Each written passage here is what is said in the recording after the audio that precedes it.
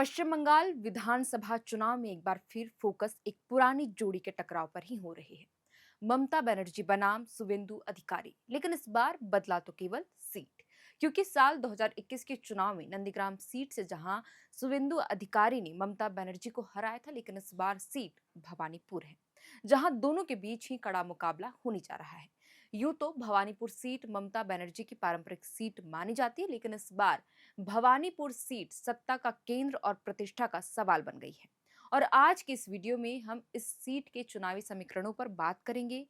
साथ ही जानेंगे कि ममता बनाम शुवेंदु के बीच कौन बाजी मारने वाला है और क्या कहते हैं समीकरण। जानेंगे सब कुछ विस्तार से। नमस्कार, आप देख रहे हैं एयर नाउ और मैं हूं श्रेया रतन। पश्चिम बंगाल में जैसे जैसे चुनाव की उल्टी गिनती शुरू हो गई है, वहीं सीटों पर राजनीतिक समीकरण भी बदलने लगे हैं।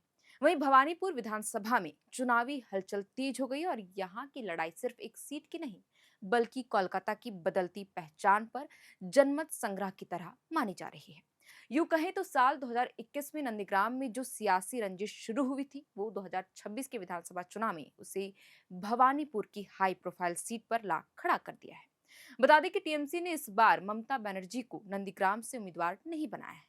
ममता सिर्फ भवानीपुर से ही चुनाव लड़ रही है। हालांकि पिछले चुनाव में ममता बनर्जी को नंदीग्राम सीट से शुवेंदु अधिकारी से हार का सामना करना पड़ा था। इसके बाद वो 2021 में ही भवानीपुर सीट से उपचुनाव लड़ी और जीती भी।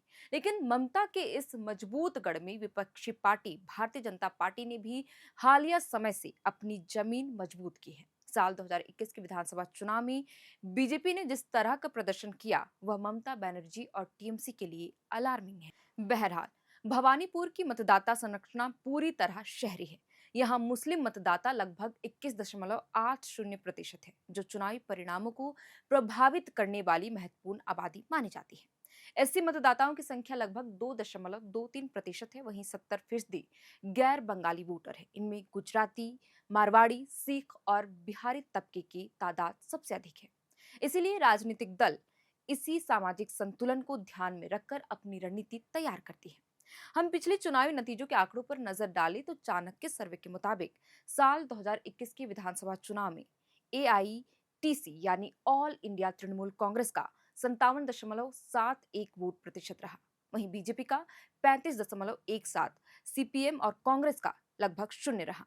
साल 2021 के विधानसभा चुनाव में ममता बनर्जी ने भवानीपुर सीट से चुनाव न लड़कर नंदीग्राम सीट से ही चुनाव लड़ा था, जैसा कि मैंने शुरुआत में ही कहा, क्योंकि यहां से शुवेंदु अधिकारी चुनाव लड़ रहे थे, जो पहले टीएमसी के नेता थे, लेकिन चुनाव के ऐन वक्त पहले वो बीजेपी में शामिल हो गए और बीजेपी के टिकट से चुनावी मैदान में उतरे। और उस चुनाव में शुवेंदु अधिकारी ने ममता बनर्जी को महज मामूली अंतर से ही हराया था। और भवानीपुर से सोबनदेव चटर्जी ने टीएमसी के टिकट पर 73,505 वोटों के साथ जीत हासिल की थी, जिन्होंने बाद में ममता बनर्जी के लिए इस सीट को खाली कर इस्तीफा भी दिया। वहीं साल 2016 के विधानसभा चुनाव की बात करें तो टीएमसी प्रमुख व मुख्यमंत्री ममता बनर्जी ने 65,520 वोट से जीत दर्ज की थी। और साल 2011 के विधानसभा चुनाव में भवानीपुर सीट से तृणमूल कांग्रेस से सुब्रत बख्शी ने 87,903 वोट से जीत हासिल की थी। लेकिन इस बार भवानीपुर सीट पर मुकाबला फिर से टीएमसी प्रमुख ममता बनर्जी और शुवेंदु अधिकारी के बीच होने जा रहा है। जैसा कि मैंने शुरुआत में ही बताया, इस सीट पर मुख्यमंत्री ममता बनर्जी की व्यक्तिगत लोकप्रियता सबसे बड़ा फैक्टर मानी जाती है। शहरी मध्य वर्ग और बुद्धिजीवी मतदाताओं का रुझान परिणाम तय करने में अहम होगा। बीजेपी की शहरी रणनीति कानून व्यवस्था और शहरी सुविधाओं से जुड़े मुद्दे पर ही असर डालेंगे। खैर, भवानीपुर में बीजेपी की स्ट्रैटेजी कितनी सफल होगी, इसका जवाब देना अभी मुश्किल होगा और जल्दबाजी भी, क्योंकि पिछले चुनाव के नतीजे ये बताते हैं कि पासा कभी भी पलट सकता है। 2021 के उपचुनाव में ममता बनर्जी ने भवानीपुर में 58,000 से भी अधिक वोटों से जीत हासिल की थी। यह सीट 2011 से ही टीएमसी का गढ़ रही है और लगातार टीएमसी जीतती आ रही है।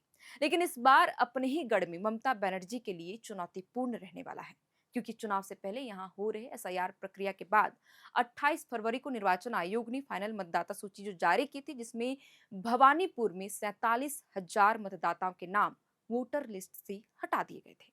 वहीं पूरे राज्य भर में 60 लाख मतदाताओं को विचाराधीन की श्रेणी में रखा गया है और कुल पश्चिम बंगाल में 65 लाख मतदाताओं के नाम वोटर लिस्ट से काटे गए हैं। लिहाजा ममता बनर्जी को अपने ही किले में नुकसान हो सकता है। खैर, भवानीपुर के बिसात पर ममता बनर्जी और शुवेंदु अधिकारी के बीच महामुकाबला शुरू हो चुका है। 2021 के हार का बदला और 47,000 वोटों के नए समीकरण ने इस हाई प्रोफाइल जंग को बेहद रोचक बना दिया है।